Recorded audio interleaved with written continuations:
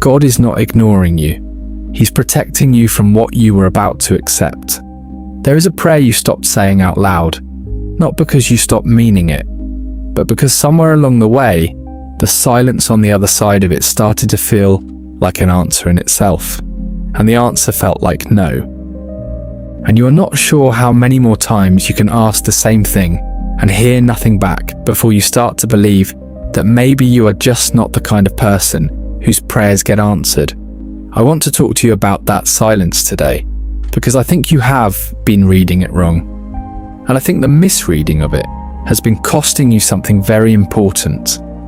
Not your faith necessarily, but your peace, your ability to be present in your own life while you wait for the thing you have been waiting for.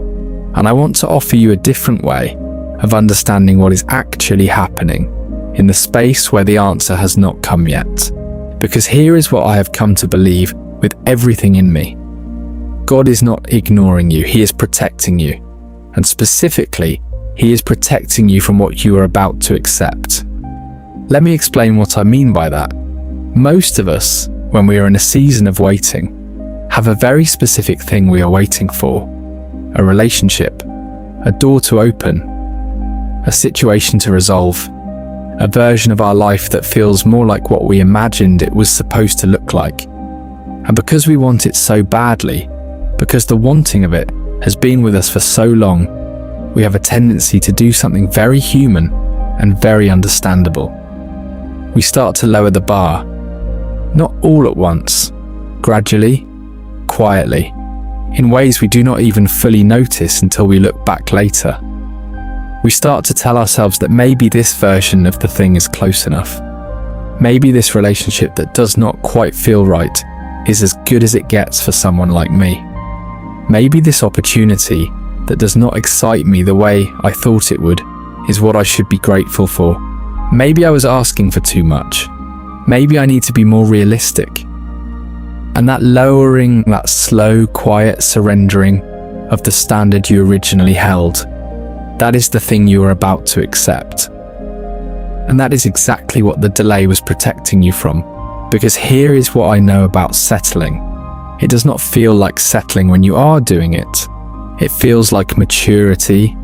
It feels like wisdom. It feels like finally being realistic after spending too long with your head in the clouds.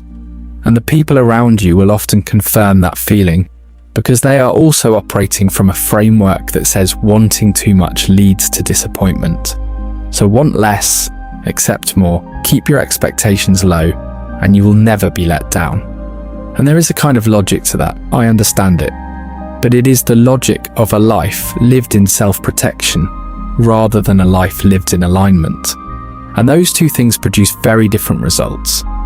The version of your life that God has been building toward for you does not require you to shrink your expectations down to fit inside the box of what feels safe to want. It requires you to hold the standard, even when holding it is uncomfortable, even when everyone around you is suggesting you let it go, even when the waiting has gone on so long that holding the standard starts to feel less like faith and more like stubbornness. Now I want to talk about something that I think is one of the most painful parts of this kind of season, and that is watching other people receive what you have been waiting for. Because when you are in a prolonged period of waiting, there will inevitably be moments when someone in your life gets the thing. The relationship you have been praying for lands in someone else's lap. The opportunity you have been working towards shows up for someone who has not been working half as hard. The life that looks exactly like the one you have been calling in seems to effortlessly materialize for people all around you, while you are still standing in the same place you have been standing for months. And those moments are genuinely hard. I do not want to spiritualize that away or make it sound easier than it is. Because the honest truth is that watching someone else receive what you have been quietly desperate for produces a very specific kind of grief that is difficult to talk about, because it is tangled up with things we feel we should not feel. Things like envy, things like the quiet fear that maybe they're receiving as proof of something being wrong with you. But here is what I want you to hear. Someone else's blessing is not evidence of your abandonment. The fact that the thing arrived for them does not mean it will not arrive for you. It does not mean they are more deserving. It does not mean the universe ran out. It means their timing aligned. And your timing has not yet. And the gap between their timing and yours is not empty. It is full. Full of protection. Full of preparation. Full of the very specific work that is happening in you and around you that cannot be rushed without being ruined. There is a story I come back to often when I'm in a season of waiting that does not seem to be moving. And it is the image of a door that is closed. Most of us, when we encounter a closed door, experience it as rejection, as a no, as evidence that what we wanted is not meant for us. And so we either walk away from it entirely, or we stand there knocking with less and less conviction, every time, slowly convincing ourselves that the door is closed because we are not worthy of what is on the other side of it. But what if the door is not closed because you are not worthy? What if the door is closed because the room on the other side is not ready for you yet? What if things are being arranged, positioned, prepared, and set in place specifically for your arrival? And the door being closed is not a rejection but a renovation. And you opening it before the renovation is finished would mean walking into something that looked like what you wanted, but was not yet what you needed. That is the difference between receiving something on your timeline and receiving something on the right timeline.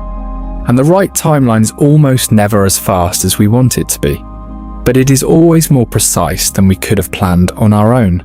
I want to speak now to the person who has started to make peace with less, who has had so many disappointments that the armor you have built around your expectations has become the thing that feels like wisdom, but is actually the thing that is keeping what you want from being able to land. Because here is the hard truth. When you decide that wanting the full thing is too dangerous, when you decide protecting yourself from disappointment is more important than staying open to what is actually possible, you do not just protect yourself from disappointment. You protect yourself from arrival. You make yourself unavailable for the very thing you have been asking for, because receiving it would require a version of you that is still open, still believing, still holding the standard even when every piece of available evidence suggests you should put it down. And I know how hard it is to stay open when you have been disappointed repeatedly. I know how exhausting it is to keep believing in something you cannot see when the visible evidence keeps pointing in the opposite direction. I know what it costs to maintain hope when hope has not been rewarded yet. That is not a small thing. That is one of the hardest things a human being can be asked to do. But here is what I also know. The things that are most worth having are almost always preceded by the longest seasons of waiting. Not because suffering is required for goodness, but because what is being built for you takes time to build. And what is being built in you takes time to build. And both of those buildings have to be finished before the thing that connects them can arrive. So here is what I want to offer you today as something practical to hold on to. When the silence feels loud, when the waiting feels permanent, when you start to hear the voice that says, maybe I should just accept this, just settle here, just let go of the bigger thing and make peace with what is available. I want you to pause before you listen to that voice, and I want you to ask yourself one question. Am I letting go of this because I genuinely no longer want it or want something better? Or am I letting go of it because I am tired and tired? People make permanent decisions about temporary seasons because tired is real. Tired deserves to be acknowledged and honored and given rest. But tired is not the same as done. And the decision you make from a place of exhaustion is very rarely the decision your future self will thank you for. God is not ignoring you. He has not forgotten your name. He has not moved on to people who seem easier to bless.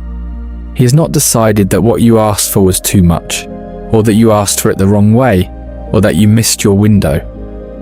What is happening is quieter and more deliberate than any of that. What is happening is that you are being protected, specifically and intentionally protected from the version of the thing that would have given you the form without the substance. the relationship without the foundation, the opportunity without the readiness, the arrival without the capacity to actually hold what arrived. And the protection looks like silence. It looks like closed doors. It looks like waiting without visible movement. It looks like watching other people receive while you remain in the in-between. But it is not abandonment. It is preparation.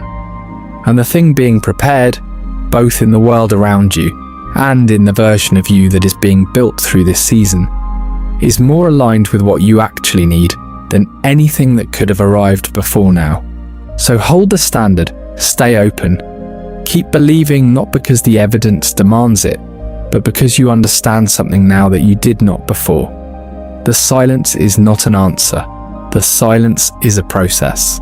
And the process is almost finished. What is coming is worth what this cost.